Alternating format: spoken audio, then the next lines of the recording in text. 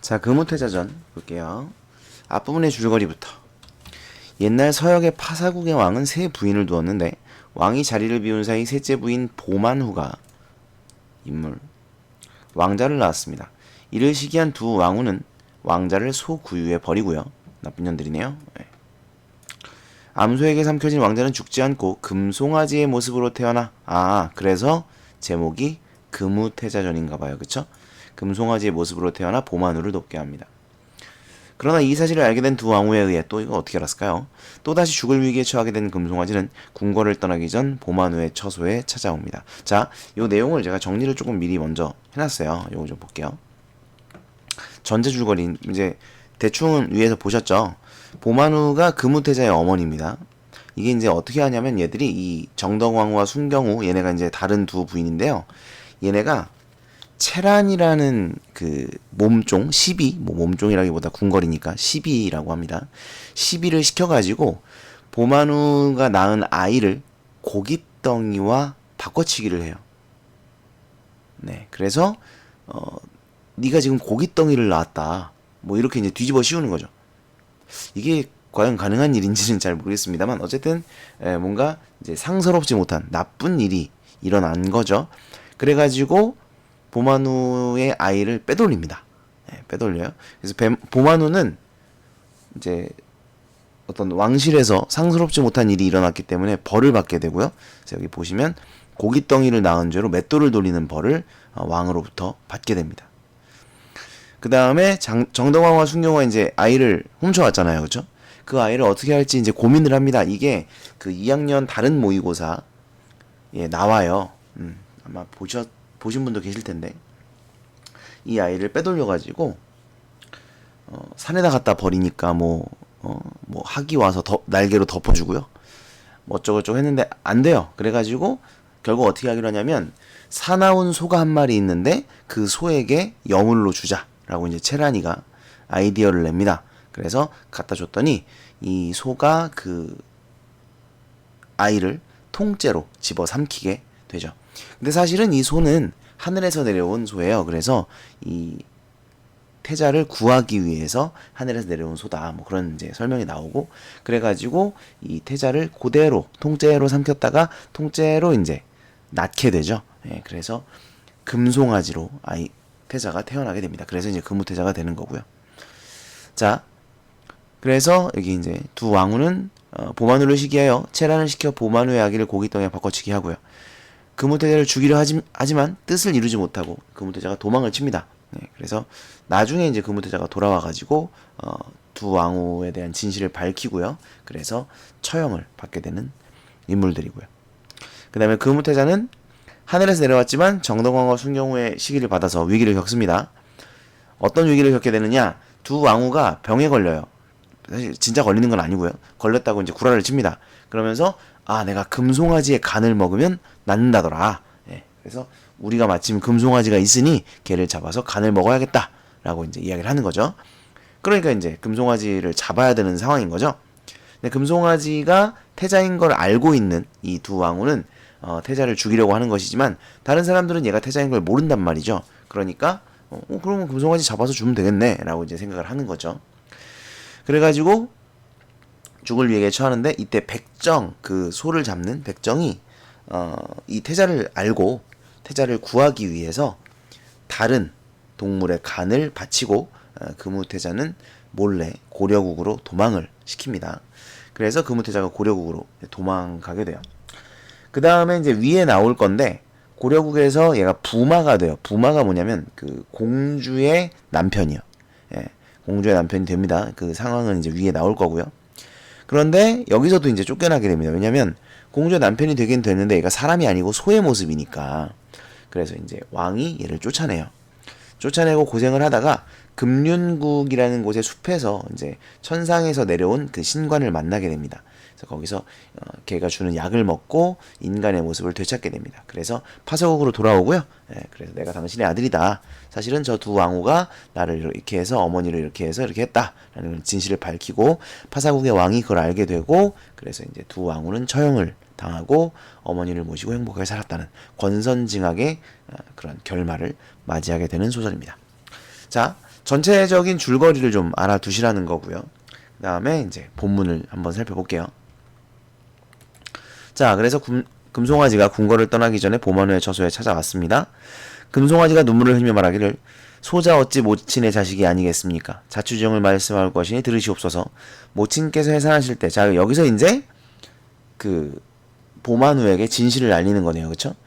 두 왕후가 채란으로 하여금 소자를 잡아내고 고양이를 잡아 가죽을 벗기고 고기를 가져다가 산실에 넣고 아이는 산에 버렸더니 백학이 와서 날개를 덮어주매 다시 가져다가 큰 암소 구유에 넣고 여물을 덮었더니 천상 나한의 소가 내려와 온통으로 삼켜 구상만에 옆을 트고 나오매. 그래서 지금까지의 줄거리를 여러분이 알 수 있어요, 그쵸? 여러분 고전 소설이 이렇게 모의고사나 수능에 나오게 되면 이렇게 전체적인 앞부분의 줄거리를 알 수 있는 인물들의 대사가 반드시 있습니다. 이걸 보고 앞부분의 줄거리를 여러분이 판단하시면 돼요. 그래서 이 대사는 앞부분의 줄거리를 알 수 있는 부분입니다. 그 다음에 험을 벗을 때까지 모친을 모시고 지내고자 했는데 두 왕후와 채란이 눈치를 채고 소자를 없애고자 하여 거짓병 들었다고 송아지간을 먹어야 않는다 하고 어이에게 밀지를 전하매 어이가 이를 알고 소자를 구하고 개를 잡아 간을 내어 바치매. 여기서는 이제 어이가 구한 걸로 나와 있네요. 소자가 죽은 줄 알고 있사오니 오래 여기 있다가는 화가 또 있을지라. 소자는 이 길로 우전국으로 가오니 복망 모친은 과도히 슬퍼마옵소서. 잠깐 고생하옵시면 좋은 때가 있을 것입니다. 자, 그래서 이제 떠납니다. 하고 모친과 이별하니 보만우가 이 말을 듣고 달라들어 송아지를 안고 송아지는 모친을 안고 오니 그 정상을 어찌다 기록하리오. 뭐가 쓰였어요? 편집자적 논평이 쓰였죠. 이런 걸 그냥 딱 보면 이제 아셔야 돼요.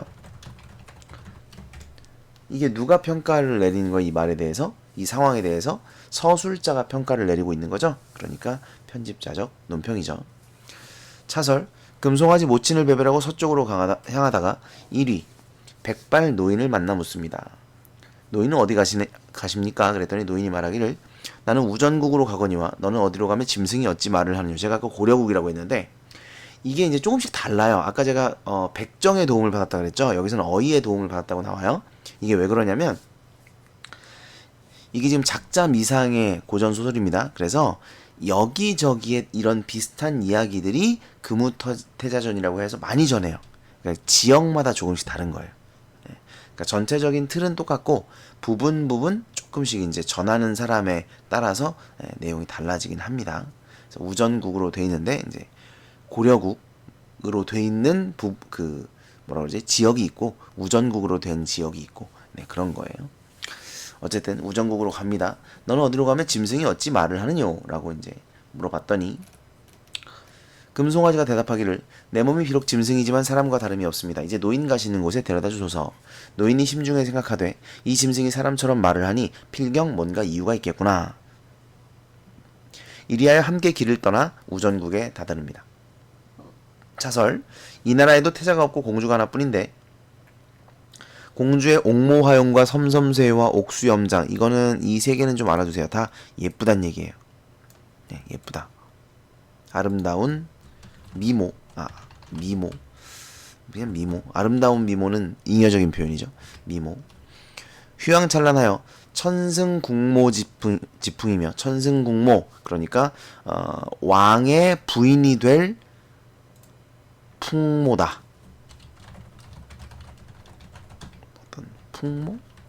풍모라고 하면 알아들으실라나?